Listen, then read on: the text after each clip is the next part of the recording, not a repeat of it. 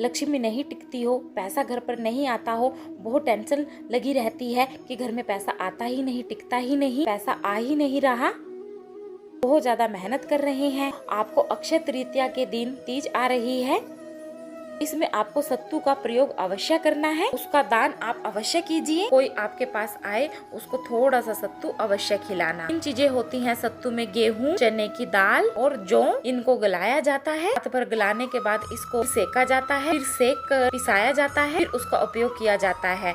हलवा बनाकर उपयोग कर लीजिए, दूध में डालकर पी लीजिए, पुदीने के साथ, चटनी के साथ, रोटी बनाकर खा लीजिए। आप उसको घोल कर आप पी लीजिए, शक्कर के साथ, गुड़ के साथ, नमक के साथ, जीरे के साथ, इसके भी साथ आपको खाना है, वह टोटल आपकी मर्जी है। दान करना सत्तू का आप जरूर, एक चुटकी मात्र भी अगर सत्तू आपने दान किया है वैसाख के महीने में, उसका फल भी आपको जरूर मिलेगा, जरूर मिलेगा। आश्रिता नारायण के चितवर्ती में आई रोसा रखकर टीवी के सामने बैठकर भी अगर आप कथा सुन रहे हो ना, उसका फल आपको जरूर मिलता है। कथा में कल पत्र आया था कि 9 साल के बाद संतान हुई है, क्योंकि उन्होंने विश्वास से उपाय किया है तो उनका फल उन्हें मिला है। अगर आप किसी तीर्थ में घूमने के लिए जा रहे हैं, वहाँ की रज को आप लेकर मत आना। रज में, उस जल में पता नहीं कितने जीव होंगे, तप कर रहे होंगे, साधना कर रहे होंगे और भगवान से प्रार्थना कर रहे होंगे। आपके चरणों की रज हमें मिलेगी, संत के चरण की रज, कोई सतगुरु के रज की, जीव की रज की चरण मिलेगी, हमारा कल्याण हो जाएगा। अगर काशी से भी तुम्हें गंगा जल लेकर आना है, काशी के गंगा जल को लाने से पहले शंकर जी को अर्पित कर पहले एक लोटा जल शिव को चढ़ा दो, पहले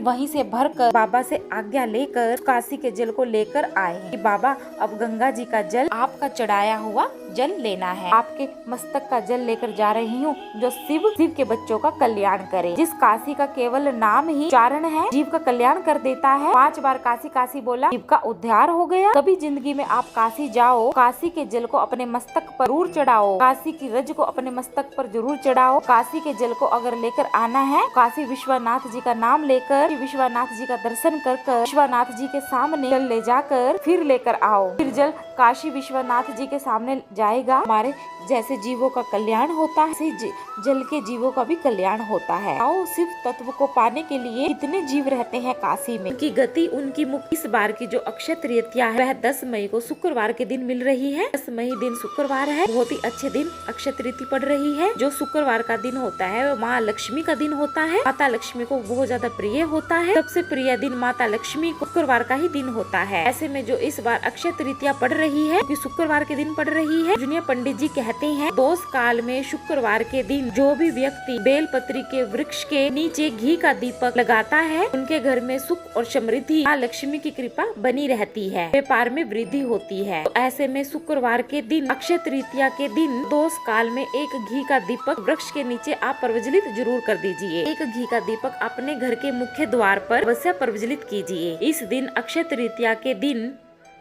बन सके तो 108 चावल का दाना, 21 चावल का दाना, 11 चावल का दाना, 1 आखा चावल का दाना, चावल का दाना होना चाहिए, टूटा फूटा नहीं होना चाहिए। देव के शिवलिंग पर आप आज के दिन जरूर अर्पित करें। 1 लोटा जल अर्पित करें। ऐसा करने से आपके घर में सुख समृद्धि आती है, माँ लक्ष्मी की कृपा बनी रहती है, व्यापार में वृद्धि होती है। शंभु शरण पड़ी घड़ी रे घड़ी दुख तारो, दया करीन दर्शन पाओ। दुकान पर बैठे हो, दुकान नहीं चल रही है, ग्राहक भी नहीं आ रहे, आंख में आंसू भर रहे हैं, दिन भर कैसे गुजारा चलेगा, बार की कैसे पूर्ति होगी। समय पर दुकान में बैठे बैठे एक एक भाई से निवेदन है, समय पर रोना नहीं है, दुखी नहीं होना, परेशान नहीं होना। समय गद्दी पर बैठकर श्री शिवाय नमस्तुभ्यम, जिन जिन के व्यापार चलते हैं, जिन जिन की दुकान चलती है, निवेदन है कि जब आप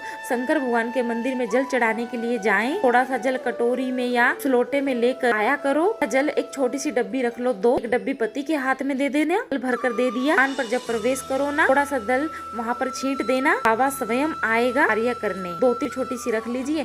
एक आधी डब्बी अगर पति दुकान पर भूल भी आ गया तो आप दूसरी डब्बी में फिर अगले दिन दे दीजिए। कागज ले जाते हो, मोबाइल ले जाते हो, सामान लेकर जाते हो, एक ढोले पे चढ़ा हुआ जल भी जरूर लेकर जाओ। अंदर जब आप जाओ, भूल भी जाओ तो कोई बात नहीं, डिब्बी में जल अगर दुकान के अंदर भी चला गया, हमारा कल्याण निश्चित है। श्री शिवाय नमस्तुभ्यम कमेंट में जरूर लिखे। हर हर महादेव, घर घर महादेव।